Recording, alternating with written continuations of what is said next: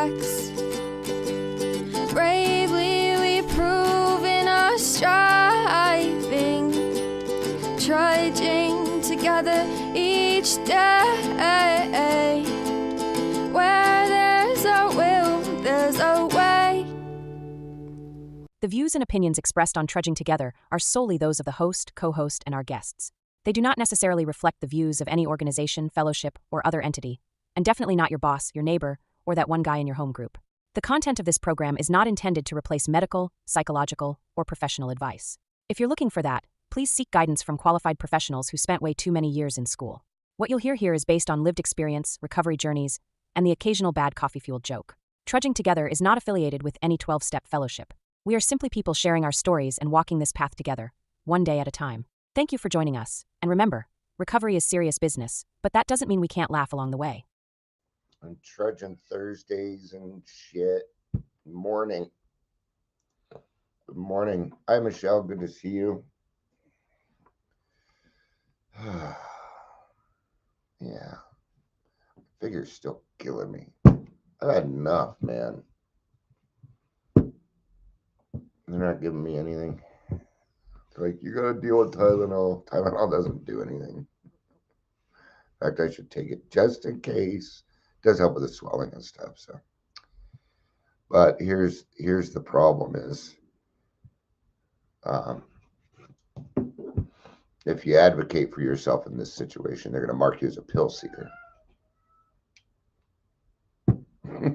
That's the problem. I have a very high tolerance to pain meds. Very high tolerance. I always have. Even Novocaine. Yes, hi, Kitty. See how the way is blocked? You shall not pass. I like how he thinks if he's sneaky, he can get on through. See, I'm going to go over your arm. Whatever, kitty cat. Whatever, kitty cat. I don't think people understand what I was trying to say yesterday. I think most people did, actually. I had a few messages that you shouldn't stop and it. You know, in order to understand, you kind of know, God know everything I do, and yeah, we're just not going to cover that. Aleve, Tylenol, ibuprofen. Yeah, maybe I'll try the Aleve instead today. In fact, I'm going to do that right now. That's a good idea, Michelle.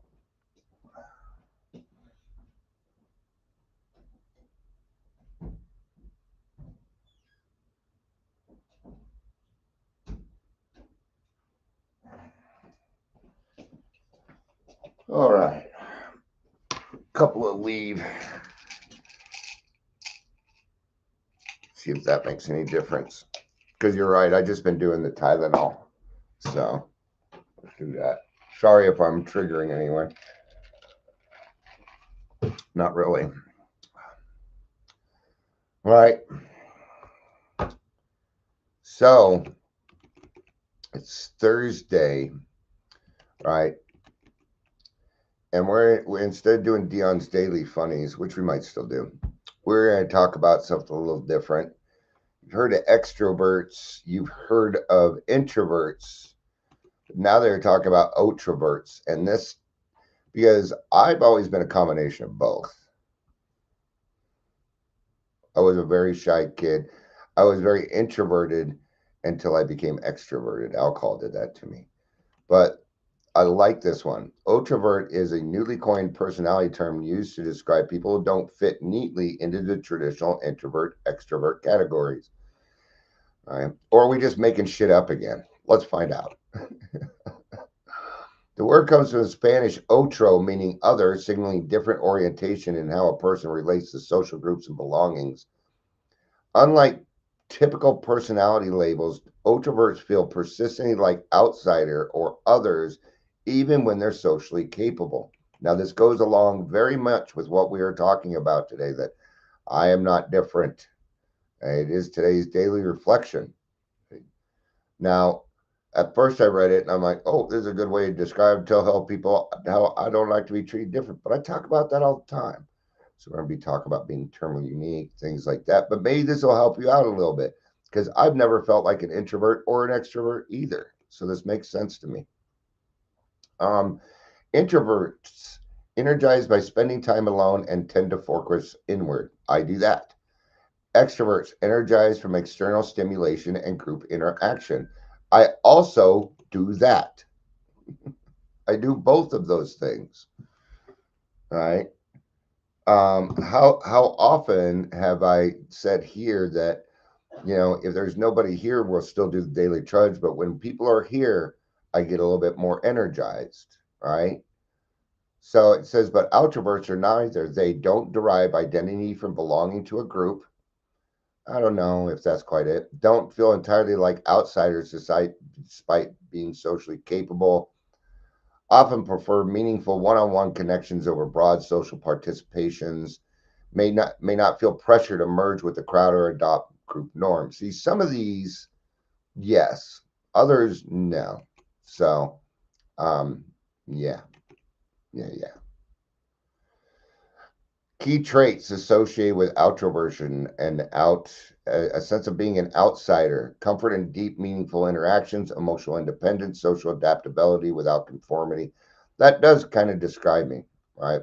So, doesn't fit classic introvert extrovert labels, tends to feel socially different or other different, connects deeply with one. They're just repeating themselves. So, yeah. So there are four now. So you have the traditional extrovert, introvert. You have ambivert, someone with both introverted and extroverted tendencies. Oh, I didn't know that one was there. So that one would be. And a third orientation, socially capable, but not driven by belonging or conformity, which does not quite describe me. Yay. Did you enjoy that?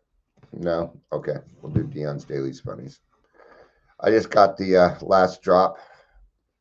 It just appeared in my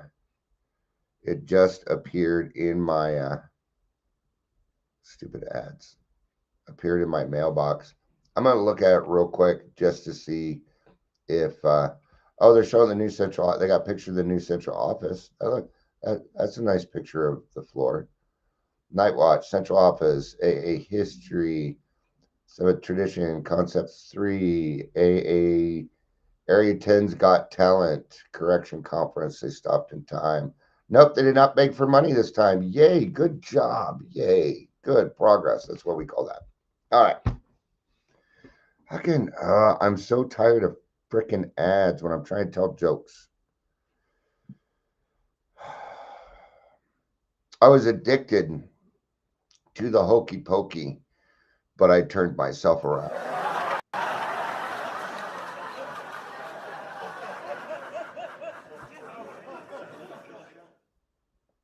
What do you say when a chicken is looking at a salad? Chicken sees a salad. Yeah.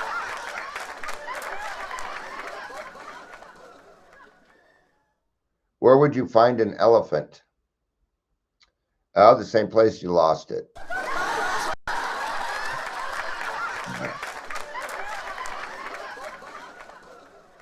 What is a dog's favorite superhero? Labrador.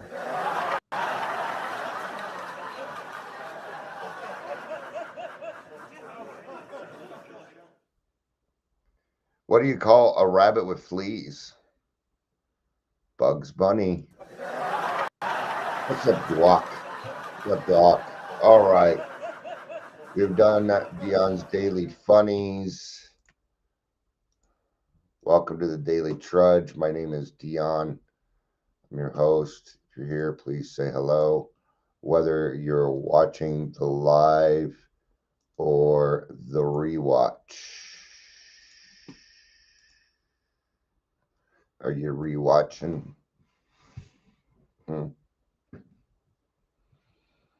Yeah, feeling terminally unique sucks.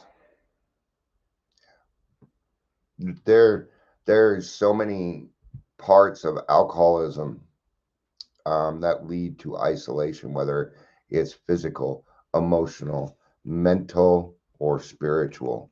These are the things that we work with here. Those are the four things that we work with, right? And one of the biggest lies in addiction that addiction tells us is that we are different from everybody else. You read it in the big book a lot. I'm sure it's in the other books a lot too. How we feel isolated, how we feel lonely, how we think our life is the only normal one. These things, right? And it turns out that see, there we are again, the separation, and society doesn't help much either. The stigma with society. See, people don't want to be an alcoholic because they don't want to be, well, picked out, picked on, because there's a lot of negative stigma. Well, there is no good stigma, right, around alcoholism and addiction. Even alcoholics go through a lot of stigma too. Yeah. And it's, what is stigma? Stigma is all it, this is all it is pride. They are worse than I am. Look how worse they are than me. Look at those people over there. See how worse they are than me.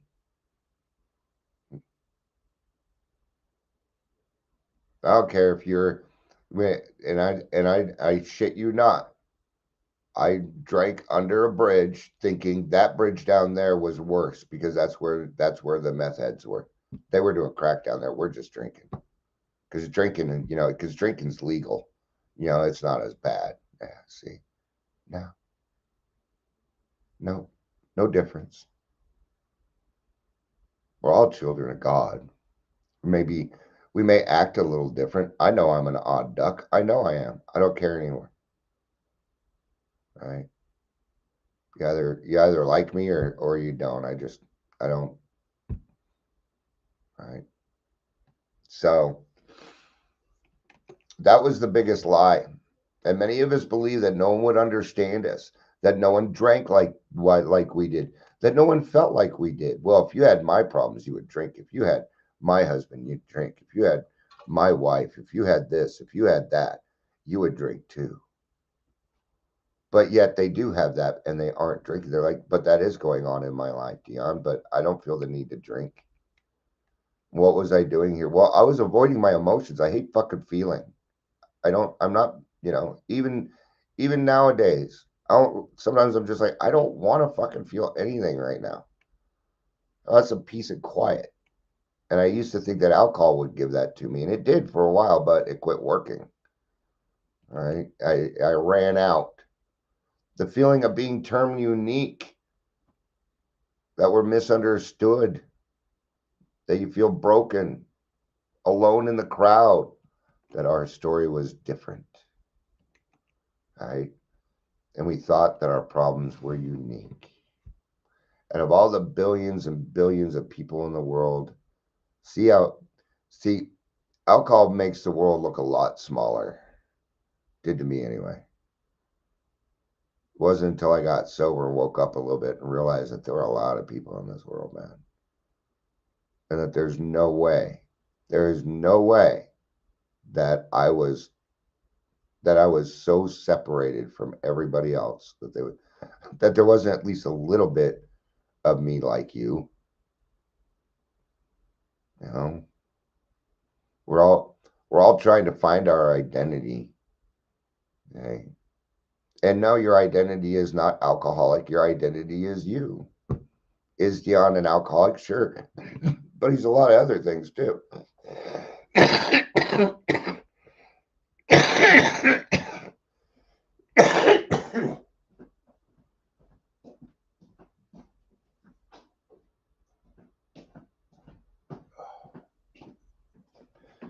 Sorry about that. I had a quick coughing fit. So, anyone's just listening, apologize about the sudden blank. But I'm not just an alcoholic. I'm a lot of other things. I'm a helper. I'm a leader. I'm a lot of things. I'm not just an alcoholic, right? But It's tough because we're working with our identity. All right. Yeah. So at this point, what we're going to do is we're going to get to the daily reflection. And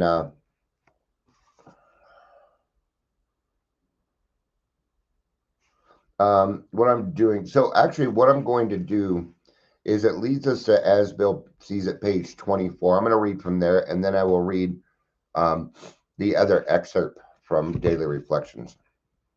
And this one is called Alike When the Chips Are Down. So the topic or the title is a little different, all right? Because as it turns out, the gift of desperation helped me find out that there were other people like me. So, Alike When the Chips Are Down, in the beginning, it was 4 whole years before AA brought permanent sobriety to even one alcoholic woman. Ooh. So it took them 4 years. Okay. Probably a lot of different nuances in that. So, um, not because they couldn't get sober or anything like that. I don't know. I don't know what their thinking was back then. So who knows? Um, so it was 4 years before they brought permanent sobriety to one alcoholic woman. Like the high bottoms, the women said they were different. AA couldn't be for them, but as the communication was perfected mostly by the women themselves, the picture changed. Okay. So here's a question. Do you think alcohol understands gender? No. Do you think it understands ethnicity? Do you think it understands how much money you have or whether you even have a roof? Or do you think it understands any of that? No. See, alcohol is no respecter of anybody, anyone. Right? It kind of gets to me when I go to meetings and I hear people, when you sponsor, let's remember men with men, women with women. That is not necessarily true, my friends. Okay. Now, I'll tell you why they say that because there is a reason. There is a reason. Okay. But if the person that's available to sponsor you is of the opposite sex, you're fucked. I know plenty of people who have great programs who sponsors of the opposite sex. I know a lot of people. Yeah. So let's not cut off our nose to spite our face. All right. Hey. No, the only requirement is that they're a child of God. That's it. So quit making the separation for them. Now, the reason that they're saying that, even though they don't know it, there is a clinical reason. Okay. And here's why, but it doesn't have to do with what you think. Okay. When men come into AA, this is what they say. I get along better with women. The women say, I get along better with men. And what we need to do is figure out how to get along with the same sex. That's why. So take it how you need to, but it is your program. Yeah. All right. Do I have some male friends? I do. But most of my friends are female. But it's almost always all females here. Almost always. You know, Leisure drops in every now and again, Tyler. But like 65% of my listeners are women. Okay. And that's because I talk on an emotional level. I know why. Yeah. Okay. Now, we're the same. Go listen to some stories and you'll hear an old lady talking and some huge buff biker guy will be like, you just told my story. You'll have the complete opposite. Why? Because alcohol doesn't recognize these things, and neither should we. I don't care. I don't care. You're an alcoholic. From there, I don't care how you look. I don't care where you came from. I don't care. I'm going to give you the same respect and the same thing that I give everybody that comes into the program. And newcomers automatically get respect from me when they come into the program because it's hard to do. It's the first time they received respect in a long time and they need it. You respected that I did that. Huh, well, that feels kind of good. Maybe I'll come back. Well, we're different. We're different because this. All right. Now the difference people are doing. If you feel this way, up to you. Okay. The functioning alcoholic. It'll die again here shortly, but then it'll come back. Okay. There is no difference between the skid row alcoholic and the quote unquote functioning alcoholic. There is no difference. You still think the same, you're doing the same actions. Okay. And the functioning alcoholic is still broke. They're just broke at a higher level, but you're still broke. Anyway, the process of identification and transmission has gone on and on. The skid rower said he was different. Even more loudly, the socialite or Park Avenue stumble bum said the same. So did the artists and the professional people, the rich, the poor, the religious, the agnostic, the Indians, the Eskimos, the veterans, and the prisoners. I'm sure it could go on and on and on and on. Okay. And what is the basic, what are the two basic ingredients in all of this? Right. And they're all doing it. Defiance and denial. Every single one of them. Defiance and denial. The common traits of what? An alcoholic. The common traits of an alcoholic. Weird. We're all saying the same thing. We're different. And it makes us the same. All right. But nowadays, all of these and legions more soberly talk about how very much alike all of us alcoholics are when we admit that the chips are finally down. Suddenly we're like other people. This is why 12th step work is so important. It's why we can get through. Because see, this person feels terminally unique. And if they talk to somebody who's clinical, it will be true. And it'll reinforce that. Well, you don't understand. You're not an alcoholic. Oh, it's such an easy line. I used it. Yeah. Sure did. When I was 16, my mom had made an appointment for me with the best psychiatrist in Colorado. Oh, he was the best of the best. I believe his name was Dr. Pontius. Okay, he was renowned. And she's like, okay, on Wednesday, I don't remember what day it was, you need to go downtown and go to this. And I said, you set the appointment. Are you taking me? No, you got to take the bus. I got to take the bus. Okay. This was 1986. I'm 16, and my mom was like, you need to get on the bus and go see the psychiatrist. Okay. And I went. And I sat down with him, and I said, my mom is forcing me to come here. I didn't want to come here. And I don't want your help. Right? And he never saw me again because I told him I was unwilling to have any help. So there, I know your little tricks. I know the tricks. Even by 16, I knew that trick. All right. When I was working in detox, and this guy, and he kept getting over on everybody by using this. I am not willing. Oh man, he had the line down. Oh, he's not willing. So, well, if you guys know me at all, yeah, that's like me. That's like when I did sales and saw no soliciting sign. I ignored it. And in this case, I'm ignoring it. But I sat down with this guy for the third time. I'm going to call him John because I don't remember his name. I'm like, John, I understand you don't want our help, but you got to understand something. I do this job to help people, not to work with people who are unwilling like yourself. And I'm tired of seeing your face. I could be helping other people, but you're wasting my time. What are we going to do about that? You say you're unwilling. Well, I won't be back. That was what I was trying to get out of him. because he's defiant. Alcoholics are they're easily manipulated when you're. I manipulate them. Well, I kind of did. Right. I said, fine, let's make a deal. You're back here in the next 2 weeks.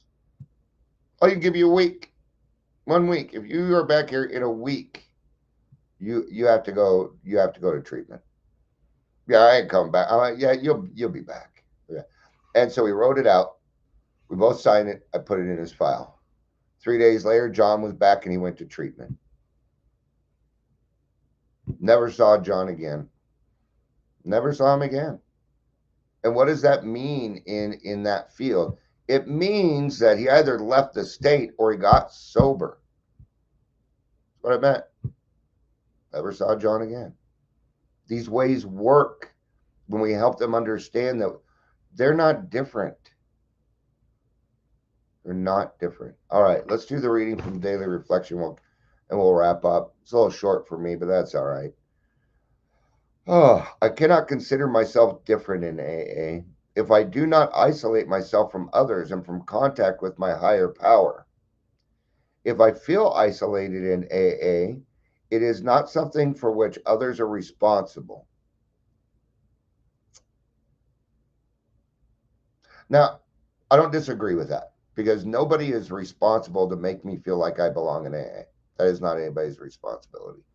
But I have to say that I feel a little responsible to let people know that they're welcome in my meetings. Absolutely. Right. And I do feel responsible for that, making them feel as comfortable as they can, or not maybe comfortable as can, but as welcome as they can. So it is something I've created by feeling I'm different in some way. Today I practice being just another alcoholic in the Worldwide Fellowship of Alcoholics Anonymous. So a lot of this is us giving up certain things in life, like being, like being the, the super promoter or, the main attraction, right? Let me tell you what that is. That's a circus. And you best go take care of your monkeys, right? We're not a vaudeville act, folks. We're not, right? And when you start your recovery journey on day one by going on Instagram, tell everybody how it is, you're a circus act. You're a vaudeville act. They're watching you, okay, go through the pain so that they can feel better about themselves. It's not going to do you any good, right? Quit using your alcoholism and your recovery as a way for popularity, because it doesn't work. It might work it's going to work for a little bit, maybe, depending on who you are. But after a while, it's going to crumble, right? So what helped us? What was the turning point? Hearing your story from someone else. We call it reading our mail. That's what we used to call it. We don't call it that anymore because younger generations don't seem to understand what mail is. Of course they do, right? So hearing your story from someone else, and that helps you realize you're not alone, and it makes you feel understood. The moment we feel understood, hope begins. It's the loneliness. Cover the loneliness first. If somebody is brand new, cover the loneliness first, man. Give them hope. You are the hope. Experience, strength, and hope. Experience, strength, and hope. Give it to them. You got plenty left over, right? So it's our shared stories and our shared struggles, and most definitely our shared solutions. We stop feeling unique and start feeling understood. It was nice to finally be around a bunch of people where I didn't have to describe my loneliness. I was so tired of it. I was so tired telling people how I felt. Just, they tried to understand, right? I'm talking about therapists and stuff, right? So we go from isolation to belonging. That's fellowship, connection, community, and belonging, right? And we go from feeling separate to feeling a part of. Now, you're going to need to do the work. It's that fourth and fifth step that'll really make you feel like you're finally a part of. You need that alleviation. Okay. So we aren't uniquely broken, we aren't alone, and we do belong. All right. Absolutely, we do. This is the way I describe it. We in AA are like snowflakes. Okay. Because no snowflake is alike. They can look awfully alike, but they're not quite exactly the same. But once we hit the ground and collect, we become one. Right? Can't make a snowball without a lot of snowflakes. Right? Same thing. All right. Thank you everybody for being here. I appreciate it. I love you. You know I do. Peace out. And let's remember, no one ever, ever trudges alone.